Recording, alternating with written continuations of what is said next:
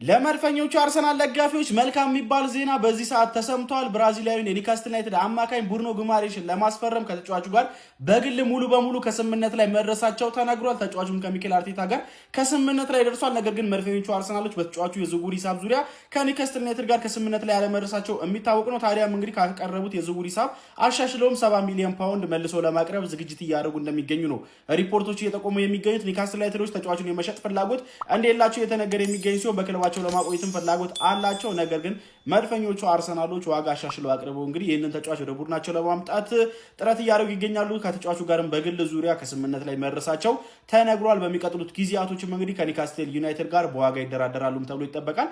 70 ሚሊዮን ፓውንድ አድርገውም እንግዲህ ዋጋውን አሻሽለው ለተጫዋቹ ዝውውር ያቀርባሉ ተብሎ ይጠበቃል። ተጫዋቹ ግን በግል ዙሪያ ሙሉ በሙሉ ከስምምነት ላይ መድረሱ ተረጋግጧል። ይሄ ዜና ለመድፈኞቹ አርሰናል ደጋፊዎች መልካም የሚባል ዜና ነው። ኮፒ ሊንክ ሪፖስት እያደረጋችሁ ለሌሎች እንዲደርስ ማድረጋችሁ እንዳትረሱ።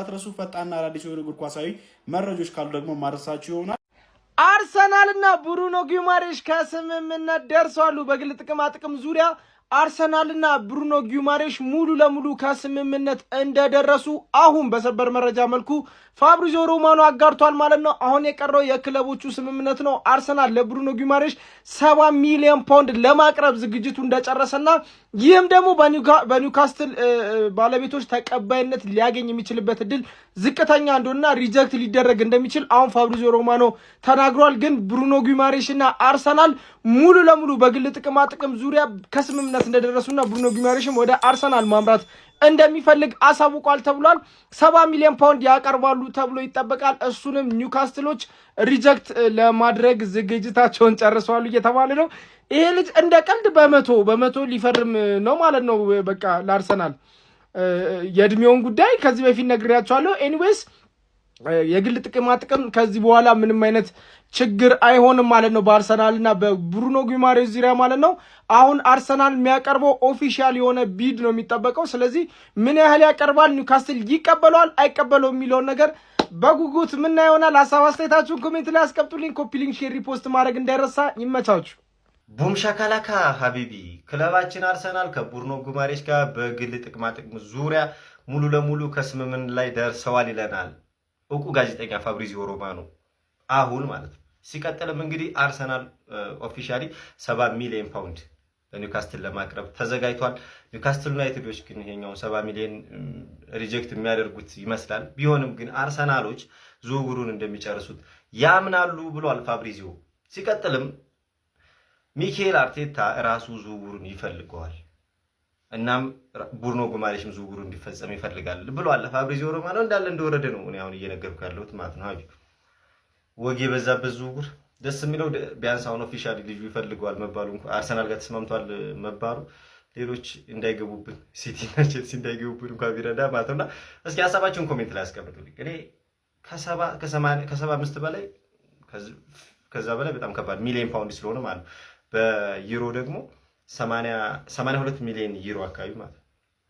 ኮሜንት ላይ አስቀምጡ። ይመቻችሁ። ቻምፕ እንደ ፋብሪዚዮ ሮማኖ ግን ማን ነው አጭበርባሪ ቆሻሻ የሆነ ጋዜጠኛ ነኝ ባይ ሲጀመር ባይዘው ፕሮፌሽናል ጋዜጠኛ አይደለም።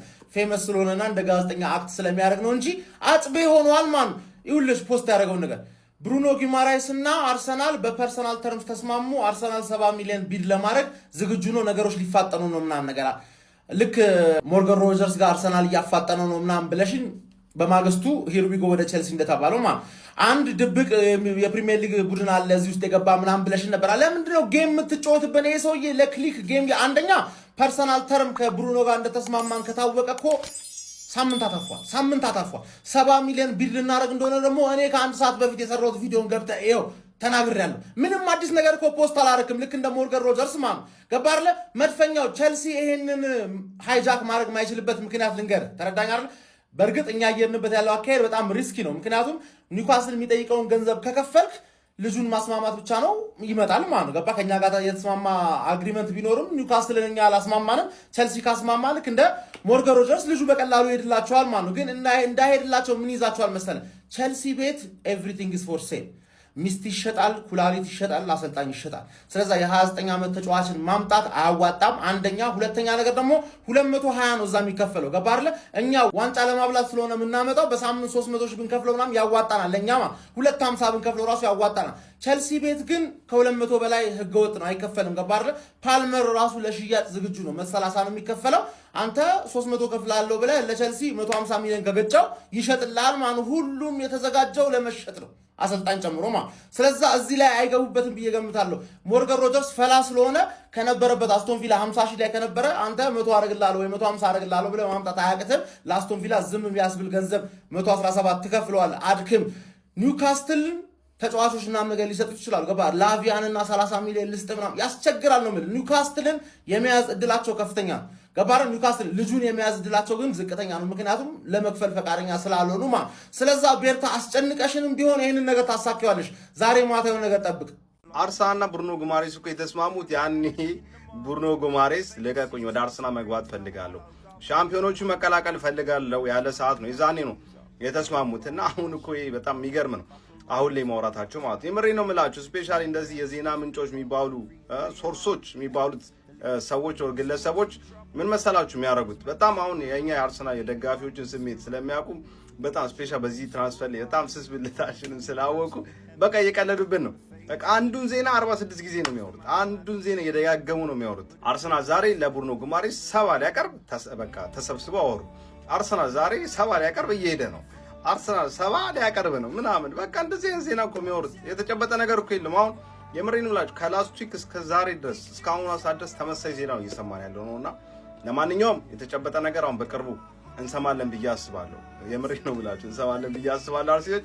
ለማንኛውም ያን ያህል ማትጓጉ ሪላክስ እያደረጋችሁ ጠብቁ። አሁንም ምንም እንዳታስቡ አርሲዎች፣ we are champion of England ምንም እንዳትጨናነቁ። ለማንኛውም እንደዚህ አይነት ማሊያዎች አሁን የምትፈልጉ ከሆነ ባይሌ ባለኝ ከገባችሁ ላይ 20 ሚሊዮን ፕሮሞ ኮድ ይጠቀማችሁ ኦርደር ማድረግ ትችላላችሁ።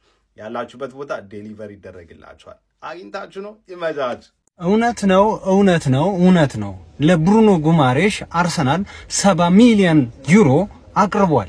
ግን የዚህ ዜናው አንኳሩ እዚህ ጋር የምትመለከቷት ዜና ናት። ያው ቢቢሲ ዘግቦታል። ኦፍ ኮርስ ሳም ዎክቤል ነው ቢቢሲ ላይ የጻፈው፣ ትዊተር ላይም እንደዛው። ሃንድ ኦፍ አርሰናልም ይሄንን ነገር አረጋግጦታል። ነገር ግን የዚህ ዜና ዋናው ጭብጡ እዚህ ጋር የምታነቡት ነገር ነው። አርሰናል ይሄ 70 ሚሊዮን ዩሮ ወደ 66 ወይ 65 ሚሊዮን ፓውንድ አካባቢ ነው። ከዚህ በላይ የሚከፍል አይመስለኝም። የመጨረሻ ቢዱ ነው። ይሄንን ነገር ኒውካስል የሚቀበለን ከሆነ ብሩኖ ጉማሬሽ እናገኘዋለን።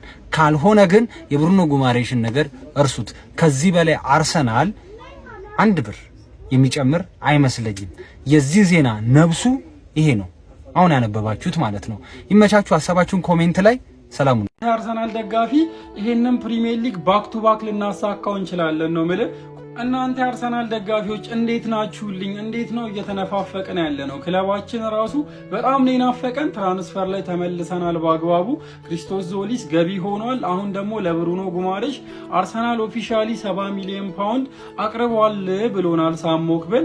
ኒውካስትሎች ይህንን እብደት የሆነ ትራንስፈር ዊንዶ ላይ ስላለን በ70 ሚሊዮን ፓውንድ ይፋቱታል ማለት ከባድ ነው። 80 እና ከዛ በላይ ይፈልጋሉ። ግን ደግሞ በየትኛውም ኮስት ብሩኖ ጉማሬሽን አርሰናል የሚያገኝ ከሆነ እመነኝ የዘንድሮውን ፕሪሚየር ሊግ ማለት የቀጣይ አመቱን ፕሪሚየር ሊግ የኛ የማይሆንበት ምንም ጥርጥር አይኖረኝም ነው ማለት። ቶፕ የሆነ ዊንገር የምንጨምር ከሆነ ክሪስቶስ ዞሊስ ኦልሬዲ ገቢ አድርገነዋል። ሌላ ደግሞ ተነጠቃቀን የሆኑ ክፍተቶቻችንን ከሸፈነን አንተ አርሰናል ደጋፊ ይሄንን ፕሪሚየር ሊግ ባክ ቱ ባክ ልናሳካው እንችላለን ነው ማለት። ኮፒ ሊንክ፣ ሼር፣ ሪፖስት እያደረጋችሁ ይመቻችሁ። ሰበር መረጃ፣ አርሰናል ለኒውካስትል ካፒቴን የሆነው ብሩኖ ጉማሬሽ 70 ሚሊዮን ፓውንድ እንግዲህ የመጨረሻ ጥያቄያቸውን ሊያቀርቡ ነው ተባለ።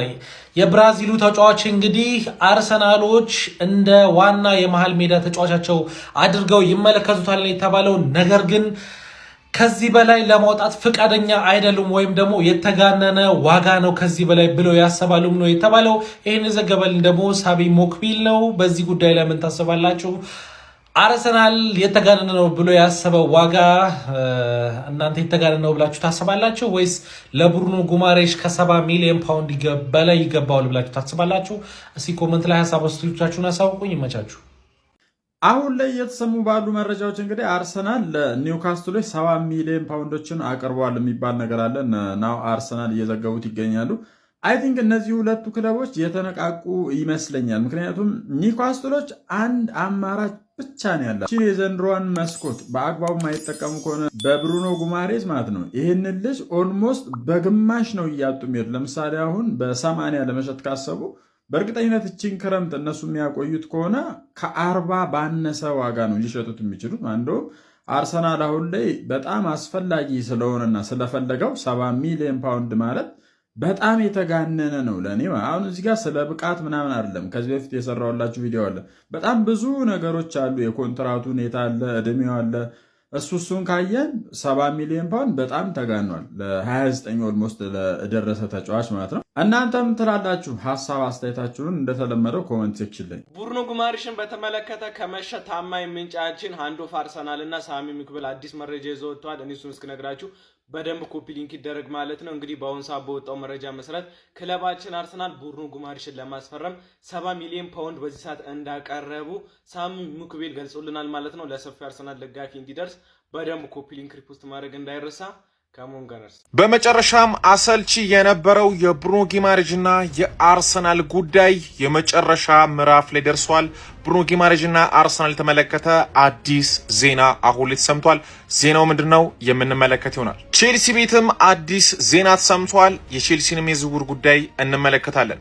ወደ ቼልሲ ቤት ስናቀና ቼልሲዎች የክሪስታል ፓላሱን ድንቅ ተጫዋች ማክሰስ ላክሮዋን ለማስፈረም ከተጫዋቹ ጋር በፐርሰናል ትሪምስ ወይም ደግሞ በግል ጥቅማ ጥቅም ዙሪያ ስምምነት ደርሷል። አሁን የሚቀረው የክሪስታል ፓላስና የቼልሲ ንግግር ነው። ተጫዋቹ ወደ ቼልሲ እንደሚያቀናም ይጠበቃል። ከዚሁ ከቼልሲ ዜና ሳንወጣ ቤንጂ ፍላወር ቼልሲን መቀላቀሉ ተረጋግጧል። የአርሰናል ደጋፊዎችን እፎይ ወደ አሰኘው ዜና እንለፍ። ብሩኖ ጊማሬዥና አርሰናል ወደ ተመለከተው ማለት ነው።